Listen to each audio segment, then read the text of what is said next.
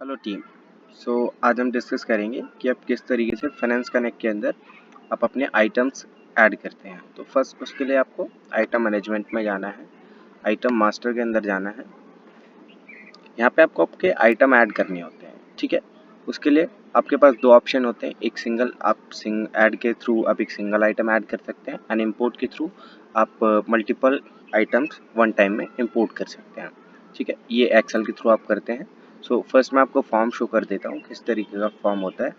आप ऐड पे क्लिक करते हैं, ऐड के बाद यहाँ पे आपके पास पूरा फॉर्म आ जाता है, जो डिटेल्स आपको फिल करनी होती हैं। आइटम का नेम, जो भी आपका आइटम का नेम होगा वो आपको डालना होता है, ठीक है। अभी के लिए मैं कोई डेमो आइटम रख लेता हूँ।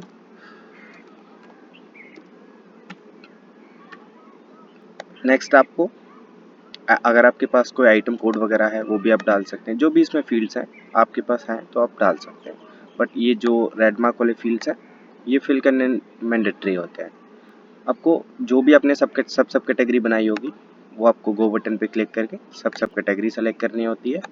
देन उसके बाद आपको यहाँ पे एक्टिव एंड इनएक्टिव सेलेक्ट करना होता है। एक्टिव यस, सीक्वेंस डालना होता है कि आपको किस सीक्वेंस में वो आइटम चाहिए, ठीक है। जैसे अगर आपकी पूरी लिस्ट आती है तो उसमें किस सीक्वेंस पे वो नंबर आना, आपका आइटम आना चाहिए, ठीक है। उसके बाद आपको उसकी बेस यूनिट रखनी होती है कि आप किस यूनिट पे, उसकी बेस यूनिट क्या होती है, किस यूनिट पे सेल करते हैं। जैसे मैं पीसेस ले लेता हूँ, उसका साइज़ अगर आपके पास है, कोई साइज़ होता है उसका, तो वो साइज़ आप फिल करते हो, ठीक है। मैं पीसेस में 150 ml का सेल करता हूँ, या फिर कुछ भी ले सकता हूँ मैं, जो अभी अभी डेमो के लिए ले लेता हूँ बस, ठीक है। दैन उसके बाद आपको यहाँ पे केस यूनिट सेलेक्ट करनी होती है। केस यूनिट होती है आपकी बेसिकली जो आपका पैकेट अमाउंट होता है, पूरा कार्टन होता है, उसके अंदर आपकी क्या यूनिट होती है। आप कार्टन में सेल करते हो या फिर बंडल में सेल करते हो, जो भी जिस तरीके से आप सेल करते हैं, आपका जो वो होता है वो आप सेलेक्ट कर सकते हैं, क्रेट वगैरह। देन उसके बाद आइटम इन केस की आपने जो क्रेट सेलेक्ट की है उसके अंदर कितना आइटम होगा, ठीक है, वो आपको सेलेक्ट करना होता है। अभी मैंने ले लिया 10 आइटम्स है मेरे इस क्रेट के अंदर। उसके बाद यहाँ पे पैक यूनिट आप रखेंगे, क्या आपकी पैक यूनिट है, ठीक है।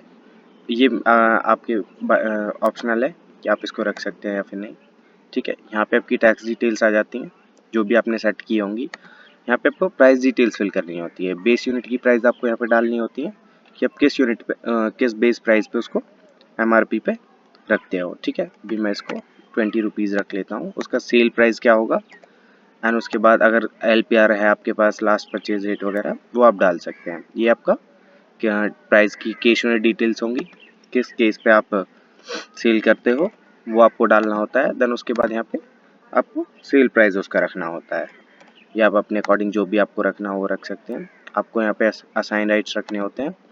फॉर सेल यस करना है, फॉर परचेज नो करना है कि यस करना है, ठीक है। फॉर इशू यस करना है कि नहीं। जो भी आप मटेरियल रिसीव वगैरह करते हैं उसके लिए ये डिटेल्स फिल करनी होती है।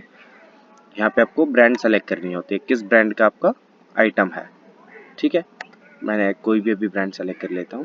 देन उसके बाद आप यहाँ पे स्टॉक टाइप रखते हैं, आपका किस तरीके का आपका स्टॉक है ये। अभी मैं रिटेल रख लेता हूँ इसके लिए। आपका बैच भी हो सकता है, सीरियल भी हो सकता है, ठीक है। आप इसको सबमिट करते हो तो इस तरीके से आपका एक सिंगल आइटम ऐड हो जाता है। अब इसका दूसरा प्रोसीजर है कि आप इम्पोर्ट के थ्रू करते हो, ठीक है। अभी मैं रिफ्रेश करूँगा, आप देखेंगे ये आइटम मेरा ऐड हो चुका है, या नीचे आप चेक करेंगे तो, ठीक है। अब मैं सेकेंड स्टेप बताता हूँ आपको इम्पोर्ट का। इम्पोर्ट पे आप क्लिक करते हैं, अपलोड फाइल स्टेप 1 पे क्लिक करते हैं, देन इम्पोर्ट न्यू डाटा। आप यहाँ पे डाउनलोड टेम्पलेट करते हैं।